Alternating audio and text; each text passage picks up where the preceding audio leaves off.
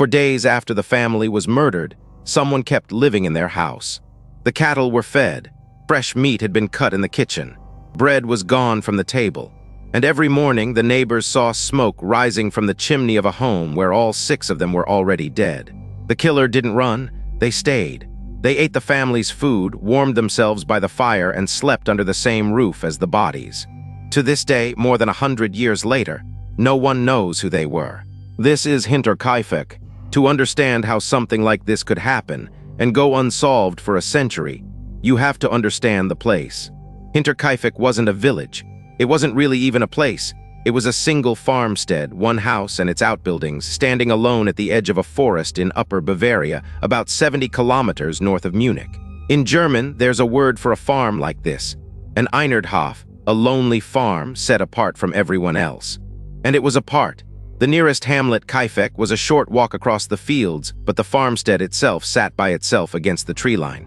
In the winter of 1922, with snow on the ground and the forest pressing in behind it, it was the kind of place where you could call for help and no one would come. The people who lived there worked the land, kept their animals, and mostly kept to themselves. Visitors were rare. And that isolation, more than anything, is what allowed the horror to unfold so slowly and so completely unseen. 6 people lived there in the spring of 1922. Andreas Gruber was the head of the household, a farmer in his 60s, and by every account a hard man. Stubborn, tight with money, quick-tempered, and widely disliked by the people around him. His wife, Cecilia, was 72. Living with them was their widowed daughter, Victoria Gabriel, 35, whose husband had gone off to the First World War years earlier and never come home. And Victoria had 2 children of her own, a 7-year-old girl also named Cecilia, after her grandmother, and a little boy, Joseph, who was just 2. 3 generations under one roof at the edge of the woods. A family outsiders knew very little about, and, as it would turn out, a family with a great deal to hide. But we'll come back to that. For now, understand this. By the end of that spring, all 5 of them, and one more person who had only just arrived, would be dead in the barn and the house. And the strangest part of the story isn't how it ended. It's what happened in the days before. In the weeks leading up to the murders, Andreas Gruber told his neighbors that strange things were happening on his farm. Now, a note, because it matters. Almost everything we know about these warnings comes from what Andreas himself said to people in the days before he died. They were never independently verified, but he repeated them to more than one person, and they are chilling. The first was in the snow. Andreas said that, in the days before, he had found a single set of footprints in the fresh snow leading out of the forest and up toward his farm. He followed them. They came all the way across the field to the house. But here is the part he couldn't explain. There were no tracks leading back, no footprints returning to the woods. Whoever had walked out of that forest to Hinterkaifeck had, as far as the snow was concerned, never left. He searched the property. He found no one. Then small things began to go wrong. A house key went missing, one he was certain he'd had. At night, the family heard footsteps in the attic. Andreas climbed up to look. The attic was empty. And then there was the newspaper. Andreas found one on the property that no one in the household had bought. Where it came from, he couldn't say, only that it wasn't theirs. Any one of these things on its own is nothing. A misplaced key, an old house settling in the cold, a stray newspaper. But together, over just a few weeks, they form a pattern, and Andreas felt it. He told people about it. He was uneasy. He just couldn't say why. Months earlier, the family's maid had quit. She'd worked at the house for a long time, but she left saying she couldn't stay any longer. She believed the place was haunted. She'd heard noises, voices, footsteps where no one was walking. Put those pieces together and a picture forms, one the family may not have let themselves see. Someone had walked to that farm and never walked away. Someone was moving through the house at night. Someone had already quietly moved in. But Andreas Gruber did nothing. He didn't go to the police. He stayed. And he let a stranger begin working under his roof. On Friday, the 31st of March, 1922, a new maid arrived at Hinterkaifeck to replace the one who had fled. Her name was Maria Baumgartner. She was in her mid-40s. Her sister walked her to the farm, helped her settle in, and then left her there, alone with the family in that house at the edge of the woods. It was Maria's first day of work. She would be dead within hours. We don't know exactly what Maria walked into. We don't know if the family sensed that evening that anything was wrong. whether it was an ordinary night that suddenly turned, or whether the dread had already settled over the house. What the investigators later reconstructed from the scene is this. Sometime after dark, one by one, 4 members of the household were lured or led out of the house and into the barn. Andreas, his wife Cecilia, his daughter Victoria, and little 7-year-old Cecilia. Each was struck down with a mattock, a heavy pickaxe-like farm tool, and their bodies were stacked together and covered with hay. Then the killer walked back into the house and killed the last 2. 2-year-old Joseph in his crib and Maria, the maid, in her bed on the only night she would ever spend there. 6 people, 1 weapon, and as far as anyone can tell, 1 silent, methodical night. Think about what that suggests. This wasn't a frenzy. Whoever did this took them one at a time and had the composure to hide each body under the hay before going back for the next. It points to someone who knew the farm, who knew the layout of the stable, who knew how to move between the house and the barn in the dark without raising the alarm. Possibly someone the family didn't fear until it was already far too late. Here is where the case stops being a tragedy and becomes something almost impossible to comprehend. The killer did not leave. For roughly the next 3 to 4 days, someone stayed at Hinterkaifeck, and the evidence they left behind is the stuff of nightmares. The cattle in the barn had been fed and watered. Someone had tended them, standing just feet from where 4 bodies lay under the hay. The family dog was found alive and had been looked after. In the kitchen, food had been eaten, bread was gone, and meat had been freshly cut from what was in the house. And across that long weekend, more than one person passing by, including a local craftsman, noticed something that should have been impossible. Smoke, rising steadily from the chimney of the Gruber farm. Someone was keeping the stove lit. Someone was living a quiet, ordinary, domestic life inside that farmhouse, feeding the cattle, cooking meals, keeping warm, surrounded by 6 people they had just killed. Sit with that image for a moment. For the better part of a week, someone woke each morning in that house. They lit the fire, they cooked, they fed the animals, they moved through rooms where a 2-year-old lay dead in his crib, past a barn where a 7-year-old lay under the hay. And they were, by every sign, completely calm. Whoever this was didn't panic and run. They settled in. They made themselves at home. We can't say with certainty what was going through that person's mind, and no one ever saw them. But the evidence points to one accepted conclusion. The murderer stayed on, calmly, in the house with the dead.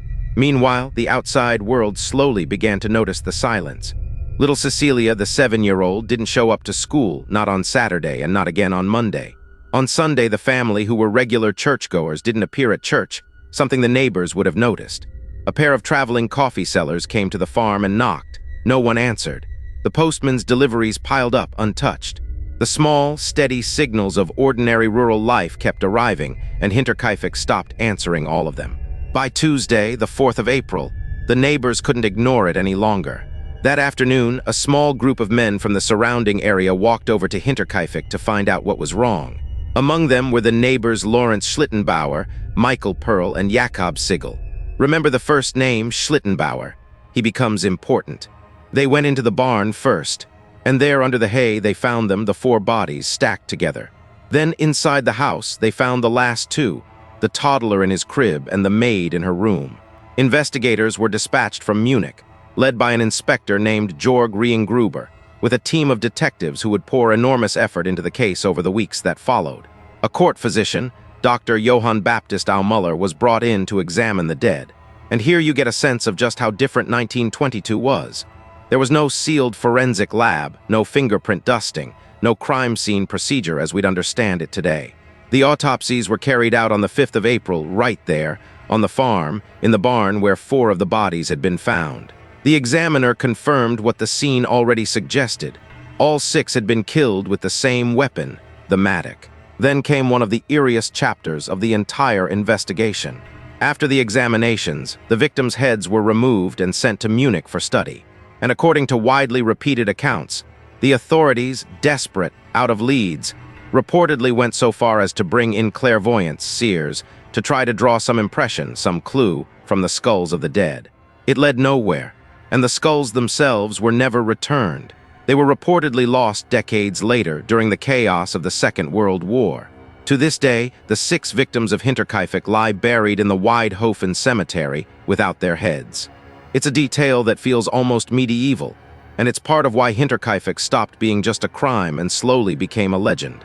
A murdered family, buried headless, in a case no one could crack. Over the decades, that story would pull investigators, writers, and the simply curious back to that quiet patch of Bavarian farmland again and again. So who did it? Over the following years and decades, the investigation would name, question, and rule out more than 100 people. Detectives chased leads across Bavaria. Drifters and tramps who'd passed through the region were pulled in. Local men with grudges were questioned. And still, the case kept circling back to a few dark possibilities, none of which could ever be proven. First, robbery was ruled out almost immediately. A significant amount of money was found untouched inside the house. Whoever did this didn't come for valuables, which meant the motive was something else, something personal, which brought investigators to the people closest to the family, and to that neighbor, Lawrence Schlittenbauer. Schlittenbauer was one of the men who discovered the bodies, and he had a connection to the family. Victoria had named him as the father of her little boy, Joseph, and had reportedly been pursuing him for child support. That's motive. At the scene, some found his behavior strange. It was said he moved through the locked house with unsettling ease and stayed remarkably calm handling the dead.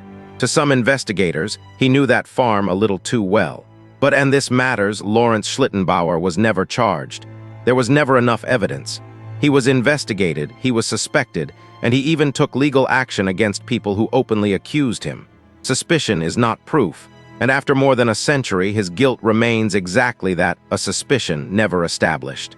There were darker theories still, ones that reached inside the family itself. Years earlier, Andreas Gruber and his daughter Victoria had been convicted in court of incest, and that is not a rumor. It's a documented legal fact dating to 1915. Andreas served time for it. That history hung over the household like a shadow, and it fed the darkest speculation of all. Competing, unproven claims about who had really fathered little Joseph, and about what kind of tensions had lived behind those walls. But we have to be careful here. A court record from years before is not, by itself, a motive for murder. Whatever that history meant inside that family, it was never resolved into an answer, and it would be wrong to pretend otherwise. There was even a ghost story theory, one that has haunted the case for a century. Victoria's husband, Carl Gabriel, had been reported killed on the Western Front back in 1914 in the earliest months of the war, and some said his body was never definitively identified. So a legend grew that Carl had somehow survived, come home to find another man's child in his house, and taken a terrible revenge. It's a story tailor-made for a campfire, but it doesn't hold up. Fellow soldiers reported witnessing his death, and historians have long dismissed the idea that he came back. Carl Gabriel almost certainly died in the war, years before anyone at Hinterkaifeck was harmed. And that is the maddening thing about Hinterkaifeck. This isn't a case with no clues. It's a case with too many, a motive here, a strange behavior there, a family full of secrets, and not one of them ever hardened into proof. Every road led somewhere unsettling. None of them led to an answer. The case was officially closed in 1955, but it was never truly put to rest. In 2007, 85 years after the murders, a group of 15 students at a Bavarian police academy reopened Hinterkaifeck as a training exercise, this time armed with modern investigative methods. They pored over the surviving files. They re-examined the old evidence, and they were sharply critical of the original 1922 investigation, not of the detectives' effort, which they actually praised, but of the era's limitations. Most glaringly of all, no one in 1922 had taken fingerprints from the scene. Evidence that might have cracked the case in a single day was simply never collected. And then they did something extraordinary. The students reportedly reached agreement on a single, most likely suspect. After 85 years, a group of trained investigators looked at everything and quietly concluded they knew who probably did it. And they refused to release the name. They chose not to, out of consideration for that suspect's descendants, people still alive today who would have to carry it. So the most likely answer to Germany's most famous murder exists, on paper, in the conclusion of a modern review, and the public has never been allowed to hear it. Their final assessment was bleak. The case will almost certainly never be definitively solved. Less than a year after the murders in 1923, the farmhouse at Hinterkaifeck was torn down. No one wanted to live there or even leave it standing. And during the demolition, workers made one final, chilling discovery. Hidden in the attic, the very place where Andreas had once climbed to chase down footsteps that weren't there, They found the murder weapon, the mattock, tucked away where no one had thought to look. Today, there's nothing left of the house but a quiet field and a small memorial shrine near where it once stood. 6 names, no answer, and a story that has refused for over 100 years to stay buried. The footprints Andreas saw led out of the woods and never turned back. Whoever left them killed an entire family, and then they stayed, feeding the animals, eating at the table, warming themselves by the fire, while the world outside noticed nothing. Whoever they were, they got exactly what almost no killer ever gets. They got away with it completely. 100 years later, we know the victims' names. We know how they died and roughly when and with what. We know almost certainly that the killer stayed among them afterward. We know nearly everything about that night, except the one thing that actually matters. Who? If this case stayed with you the way it stays with me, take a moment to look through the other cases on this channel, because some of the most disturbing stories ever recorded are the ones that were never solved. And if you have a theory about who was really inside that farmhouse, leave it in the comments. After 100 years, every idea is still on the table.